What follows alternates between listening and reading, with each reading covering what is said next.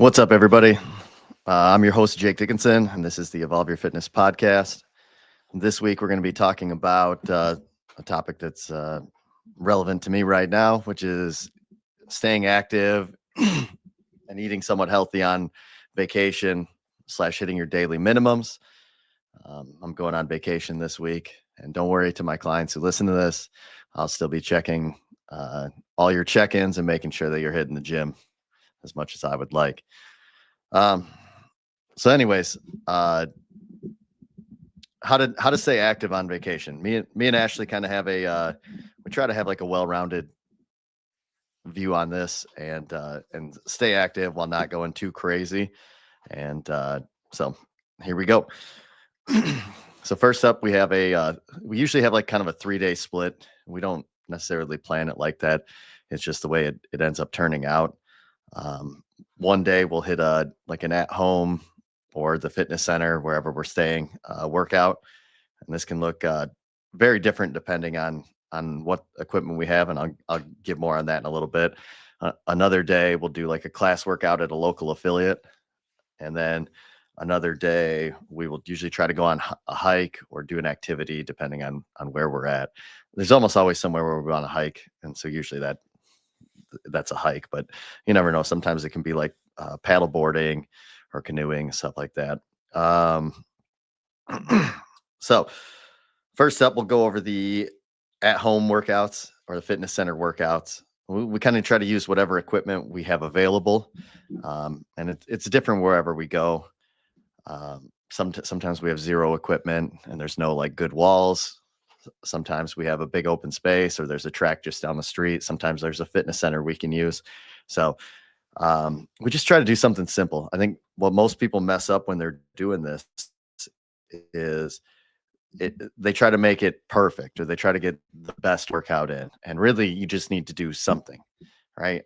It can be as long or as short as needed. And sometimes you just go with the intention of making it short. And then as you go along, you feel good and you do some more. But it just depends on how you're feeling for that day. But the main thing is just getting something in. We're just trying to sweat and sorry, fighting a cold right now. It's not going to be perfect, but if you move while you're vacationing, you're going to feel better when you get back as opposed to not moving at all. So some of my favorite workouts when we're doing this are 20 lunges, 10 burpees, 5 to 10 times. And that can be scaled up or scaled down as needed. If I'm feeling, I don't know, as Colton Mertens loves, really spicy for that day, you could do like, if you have dumbbells, you could do a weighted dumbbell lunge.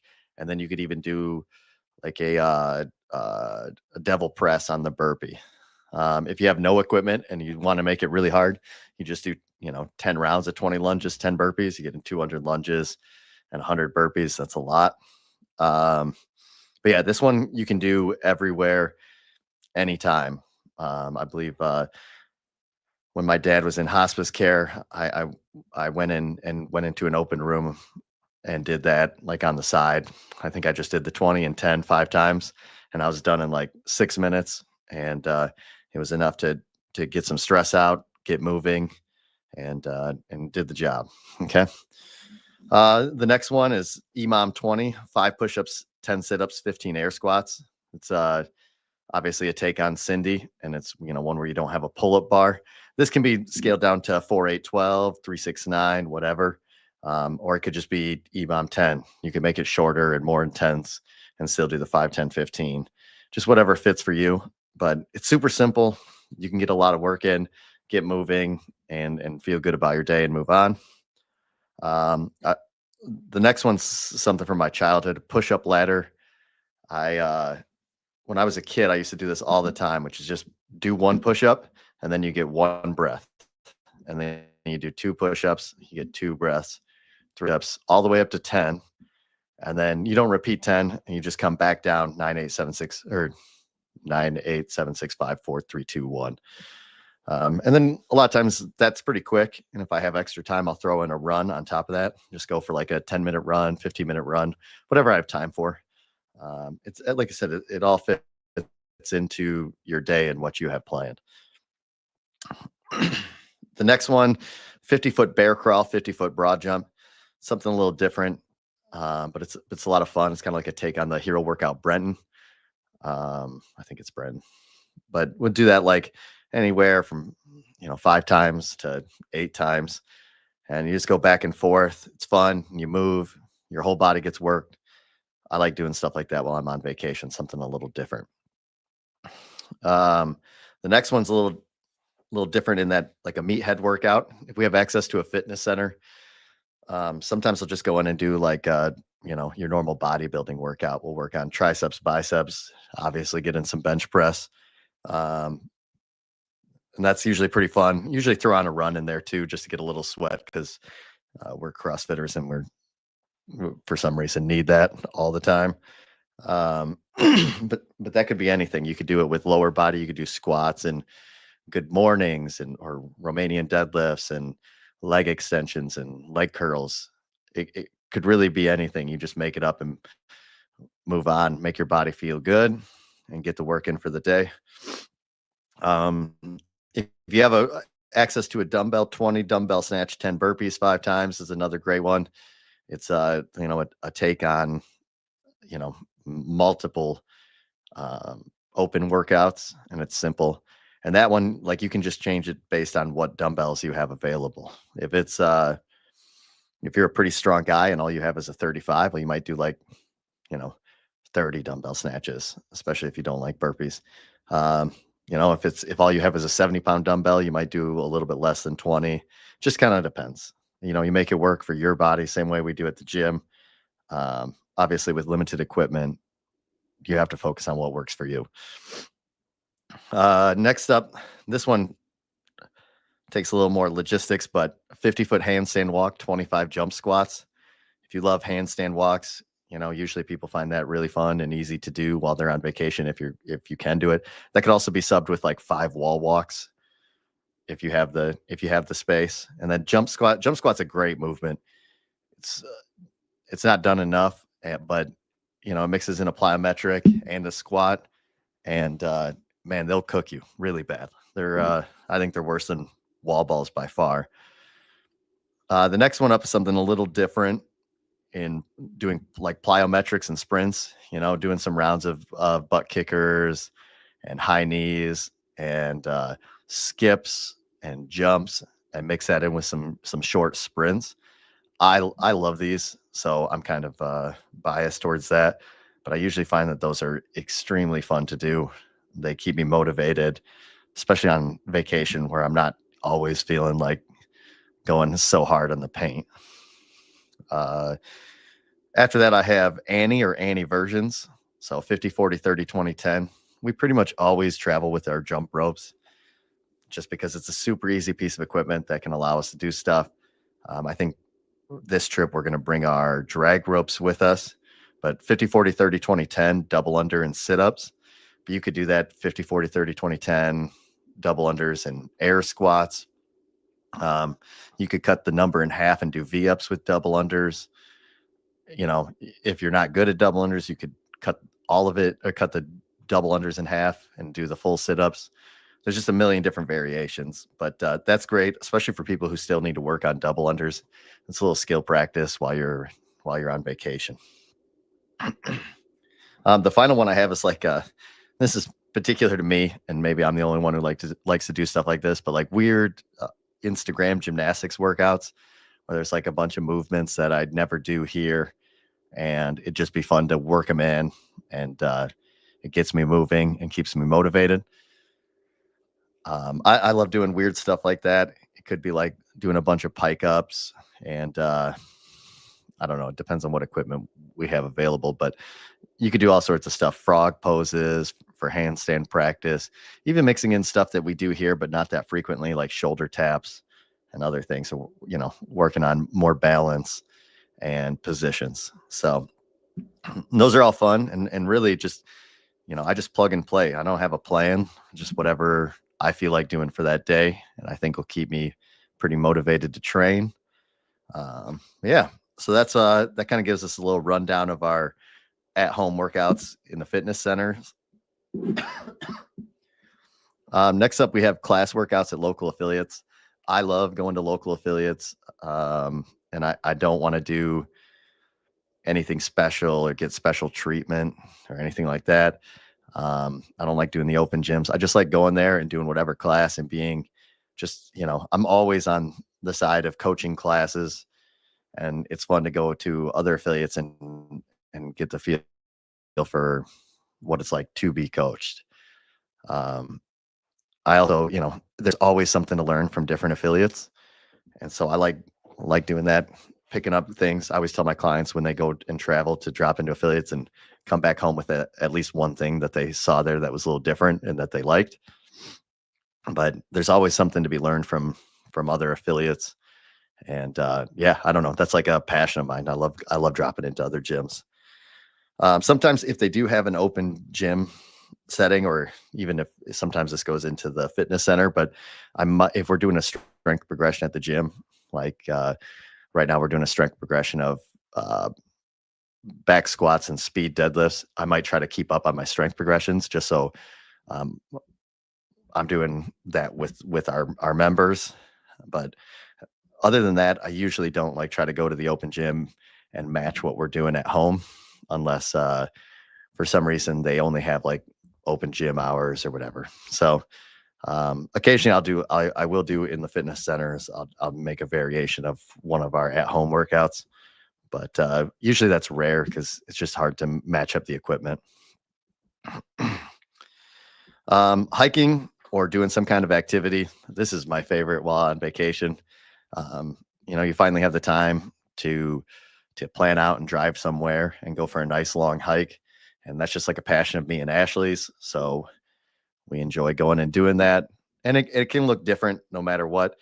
Usually it's a little bit longer hike. We'll see how that works out with kids.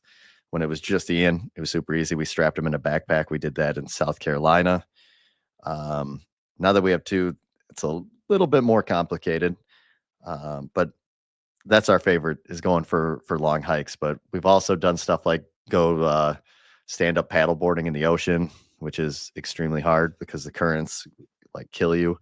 And just other things. I mean, it can look different for everybody. If you like tennis and you're away from home and you're somewhere where you can go play tennis, that works. Whatever, pick up basketball, some kind of activity though. And, as long as you're moving, sweating, it's good. Stretching is also really good to get on when you're on vacation. Most of your vacation you spend sitting when you're flying, sitting when you're driving, sitting when you're drinking, sitting when you're eating, sitting when you're talking and chatting. So getting up and stretching, just taking that time that a lot of people don't do when they're back home, spending that time working on your body, making it feel good. Sometimes that's a just excellent thing to do, and usually need it a little bit more when you're on vacation because you're usually sitting a little bit more. Um, Sometimes people find that harder though because uh, it's not exciting, and stretching usually actually takes a little bit longer than even working out. um, Next up, we have like that goes into stretching at the airport too. Usually at the airport, since we know we're going to sit once we're on the plane, and you'll have to sit before the plane even leaves, and then once the plane lands, you got to sit and wait for everybody to get off. What we'll try to do is stand as much as possible while we're waiting for our plane. And you can also, if you do sit, there's things you could do like doing the crossing putting your leg across your knee, like I guess it would be like the men's cross-legged style. Doing that can stretch out your glute and your lower back, and some people find that that's really nice. Just a second, sorry. You can, if you want to get really wild, do like a straight up stretching session in the airport. That depends on your comfort. Most people feel a little weird doing that, but there's nothing wrong with that. Doing a tall kneeling stretch is also another good way to stretch out without getting too wild in public. But I mean, I think most of our clients have seen Coach Emma's posts on her recent vacation, and she was doing like a full out yoga thing in the airport. And let me tell you, people are doing some weird stuff in the airport. If you're stretching, you are not going to be the weirdest one by far. Next up, I wanted to go over food while we're traveling. We kind of have this, I don't know if you call it rule or guidelines of, we try to eat all but one meal inside of the house or the Airbnb or wherever we're staying each day. So it kind of creates like if you look at it as 3 meals, 66% of your meals are eaten in the house and are decently healthy.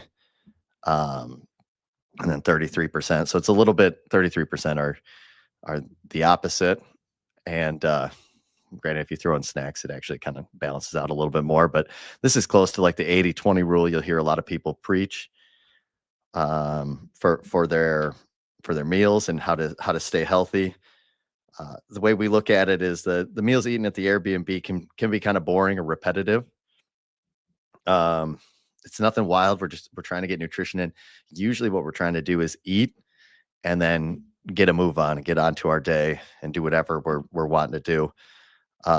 So most of the time, I don't know, I would say like 75% of the time, the dinner is the meal that we'll eat out at a restaurant. But usually we try to get at least one breakfast out at a restaurant, just to try out local food. But most of the time dinner will be the one. And so we'll eat kind of like boring meals. What we'll do is go to the grocery store. We'll pick up some oatmeal, some eggs, maybe some breakfast sausage. We'll eat that. Occasionally we throw in like toast. I eat these chicken chorizo breakfast burritos that have a good amount of protein in them. Because of the eggs and the chicken chorizo. And like I said, sometimes we'll have toast or fruit. And so that'll be our breakfast. We'll make something out of that. If we bring protein powder, sometimes it's just oatmeal and a protein shake, but sometimes we don't bring that because it's bulky inside your luggage. So yeah, and we keep that simple and just try to hit your protein. The protein is almost always the most important thing, the thing that gets lost while you're on vacation and when you're eating out. For lunch, I like to get like a rotisserie chicken, and you can eat that like for a couple days. It's already pre-cooked. You don't have to cook anything. Or you can get, steaks, usually whatever place you're in, unless you're staying in a hotel. They'll normally have something you can cook the steaks in, whether it's a pan in the kitchen, or a lot of places now have air fryers. That works really well. Some places will have grills. Then we'll have rice. A lot of times you get those pre-made packets that you just have to heat up in the microwave. It's not the greatest, but it's a heck of a lot better than most of the other options you'll find. And a lot of them are just, plain old rice.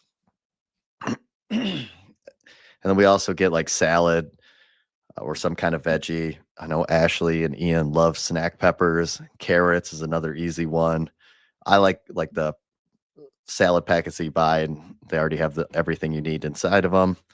I'm a big salad guy. And then fruit, we just kind of munch on fruit all day. Apples for me, like I love apples, and they're usually easy to take with you. You can buy them, and they're wherever you're at, you can usually find good apples. And that can't be said about all fruit. So sometimes it's a pain, especially if you don't have your like a great place to choose from for good groceries. Sorry. But that kind of gives you an idea of like how we eat to try to stay healthy while eating on the road. And then snacks, whether you're at the airport or whether you're driving around, snacks are usually really important too, because if you get really hungry, you're going to get you're going to be on your way back to the Airbnb, and you're just going to decide, let's get a burger instead. So like I said, the main thing is getting protein in. Most of the time, that's the hardest thing to find. And if your snack has some kind of protein in it, then you're probably doing all right. So like usually at the airport, I'll get like the wraps. They have like chicken quinoa wraps, something like that. the, they're decent. It's not anything like crazy awesome, but it'll get the job done. You can get the meat and cheese combos, hard boiled eggs sometimes if that's your jam. I personally hate hard boiled eggs, but Ashley likes them. Um, Fruit, obviously, dried fruit. If if you need to, beef jerky is always a great option. If you're eating at a restaurant, you can get a sandwich, an omelet, something like that that prioritizes the protein, or at least make sure that there's something in there. Trail mix is okay. Probably not the best, but at least you're getting something. You're getting raisins, you're getting nuts, and then of course everybody always gets the ones with chocolate because it tastes better. Um, and then prioritizing your water intake is super important. No matter, this is just not even if you're as snacks or traveling, but uh, just at all times. As long as you focus on getting enough water in and let the rest kind of fill in itself. We always just kind of try to front load our good stuff, and that way, the stuff that isn't as healthy for us, we don't take in as much. But that way, you don't have to be like crazy dogmatic about your approach, and you can enjoy your vacation. So, which leads me into our meals eaten out at a restaurant. We usually try to enjoy it, no matter what it is. Um, I don't try to eat overly healthy at that meal. Uh, I look at the other two meals, took care of that, and we're going to try to eat something that's like local, that gives us a, what do they eat around here and what's their food like. So if I can't come home from a vacation and tell you what the local people eat like, I feel like did I really experience that area? And like I said, it can be any meal. It could be breakfast, could be lunch, could be dinner. We mostly do dinner. Occasionally we'll enjoy a couple of adult beverages while doing that. We usually don't do it too much. Ashley hardly drinks at all, and um, yeah, I might have a couple drinks one night, and I usually like almost stagger it, like at least one night in between every night of having any kind of drinks. But it's probably spread out even more now that we have kids. Like I said, this is a work in progress. Things change once you have the kids, and we're still working all that out, and it'll change as they get older too. Um, but yeah, that's kind of our that's a good rundown of how we do fitness while we're on vacation without getting too wild about it or sounding too crazy. And I think it's something that most people can put into practice themselves, because we try to do minimal time, cook, and then on top of it, like cooking meals at home, stuff like that, that actually saves a lot of money. So it makes sense financially. Um, yeah, but it's kind of a shorter show this week. This is just me, and I got to get ready, get packing. I still have to hit. Today I'm hitting Santiago as a partner style. I'm a couple days behind everybody. But yeah, it's that's all I got. Thank you all for listening, and hopefully you got some value out of this, and have a great day.